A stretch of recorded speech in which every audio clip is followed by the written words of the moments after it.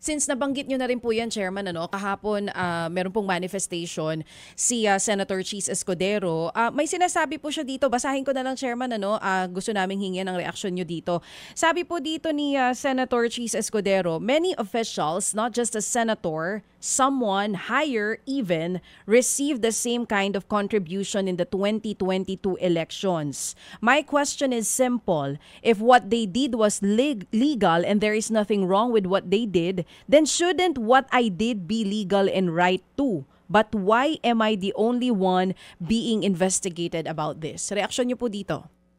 Ay, opo, ginagalang po natin ang statement na yun po yan ng ating dating Senate President, si Senator Cheese, at maaaring tama po siya sa isang punto. Pero ang kadahilanan po kasi kung bakit nauna siya ay sapagkat Ma'am DJ, Sir Ted, siya po kasi yung contractor niya ay may pag-amin at pagkatapos yun din po siya ay sa isang press conference ay umamin din siya na nakatanggap. Siyempre, ang katanungan na lamang ngayon, pag ay una, kinakailangan muna namin mapakinggan officially yung kanyang panig. Itong linggong ito, maaaring maipadala na po natin yung liham sa kanya.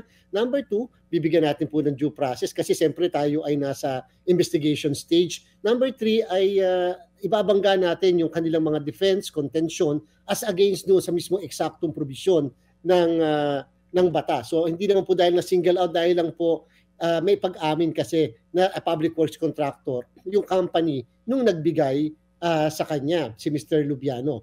Ngayon po, dito po sa mga iba, kino-confirm ko rin po na tayo ay kasama sa investigasyon ang posisyon ng Presidente, Vice Presidente, Senador, Congressman ng district at saka po party list. Kasama na rin po ang governors at saka Vice Governor. Nung huli nyo akong nakapanayam, Ma'am DJ, kinonfirm ako sa inyo kung ilan yung senador, ilan yung gobernador, ilan yung party list, ilan yung congressman. Dito po sa posisyon ng Presidente at Vice Presidente, aware po kami doon sa nilathala, pinalabas po ng PCIJ. Kung kaya nga lamang po, meron lang po kasing kaibahan yung pangalan ng mga nakalagay doon versus doon sa pangalan na nakalagay po sa SOSE. Halimbawa po, ang nakalagay na pangalan doon sa PCIJ ay DJ Chacha. Pero yung nasa amin po ay Ted DJ ang nakalagay sa amin. So kinakailangan po namin ipa-confirm sa DPWH kung parehas ba yung tao na yon. At the same time, doon naman po sa isang posisyon, sa halip na construction company, ang nakalagay po kasi Ma'am DJ, Sir Ted, ay Realty Corporation. So ang katanungan, yung bang Realty Corporation ay katulad ng isang construction company. So maaaring involved sa paggagawa ng mga subdivision pero hindi naman pala involved sa public works, sa pamahalaan. Kaya kailangan po namin ng confirmation mula sa DPWH. Mga kapatid, brothers and sisters, saan ka pa? Dito na tayo sa totoo.